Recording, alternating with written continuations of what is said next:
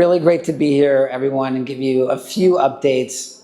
I'm going to start with our efforts to address public safety in Community Board 2. It's one of the things that we hear the most about from constituents day in and day out, particularly on the 6th Avenue corridor, Washington Square, West 4th Street subway station. And we had what I think is a really big step in the right direction when District Attorney Alvin Bragg and the Mayor's Office established a new interagency task force modeled after those that we've had elsewhere in the city, including up in our district in Midtown, around the Garment District in Times Square.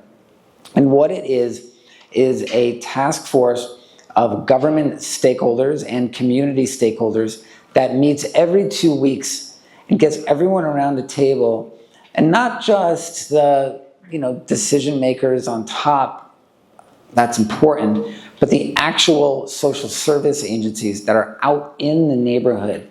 Because what we've seen historically is a lack of coordination, where you have the local precinct is responding to calls about narcotics and shoplifting, et cetera, and they're familiar with individuals.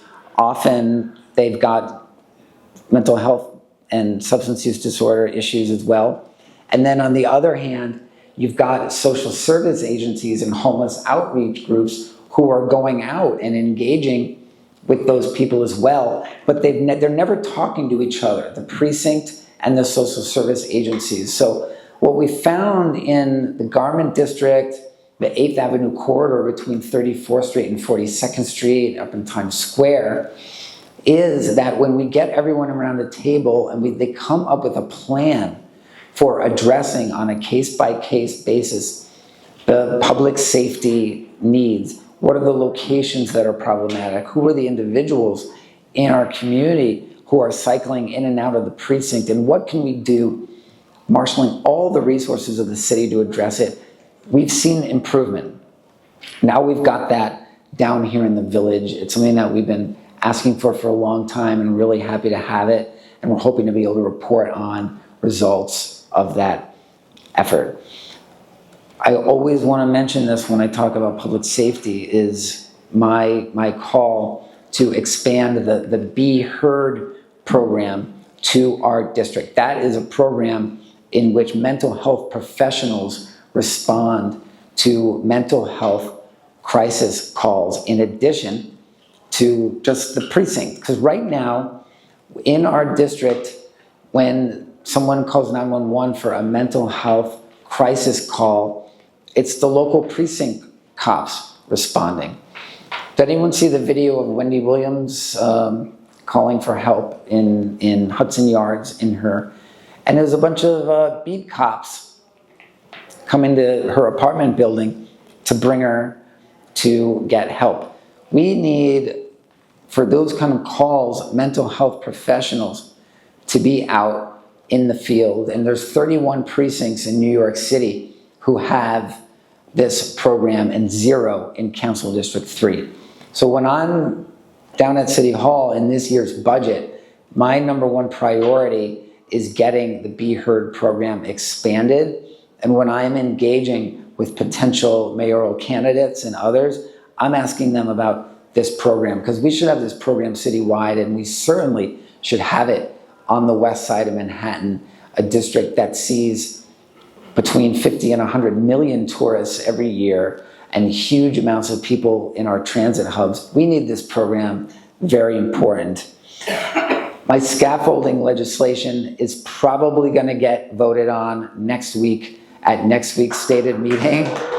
Sidewalk sheds, scaffolding, covering over 300 miles of New York City sidewalks. It's something that you don't see in any other city around the world, even cities that are much, much older than ours, that have a lot more terracotta than we do. You don't see sheds on every block of New York City. My legislation would establish a time limit for property owners. Once you erect the scaffolding, you've got 5 months to pull all the permits to do the work.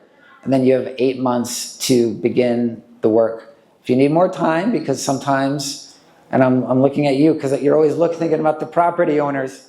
It's the money. You can get an extension if there's extenuating circumstances. Like sometimes there's problems, like you can't get a contractor. Your neighbor won't give you access. You can get an extension, but we really need to get on top of this, and I think that this is part of a package of legislation will make a big difference. We celebrated the finalization of the 6th Avenue protected bike lane. It's extended below Canal Street up to West 9th Street, and then it's going to be, and it's widened up to 14th. And then they're going to widen it further up Midtown. I know Community Board 2 passed a number of resolutions over the years asking for this, and when I took office, my goal is to get every major corridor covered with protected bike lanes, and not just the bike lanes, but the pedestrian refuge islands, shorten the crossing distance for pedestrians, and they provide new tree planting opportunities. As you know, another one of my big issues, we've planted around 700 new trees in the last 3 years and 3 months. Street trees are important in many ways, and now we're going to have them in more locations up and down our avenues.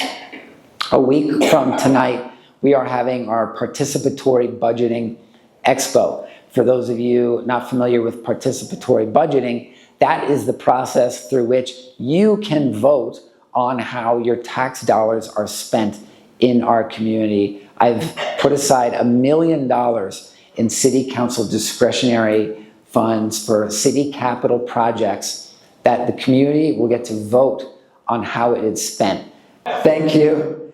For the last few months, budget delegates have been meeting and coming up with a list of items, and we're going to be announcing the ballot next week. We're going to be announcing the ballot, and at our participatory budgeting expo 1 week from tonight at the Museum of Broadway, you'll have the opportunity to learn about, get a sneak peek at the ballot items and vote early, and then the voting will begin next weekend and last for a week. It's not only an opportunity for you to be part of the decision-making process, it's also a way that we open up the budgeting process for New Yorkers and illuminate it, let people know how it works.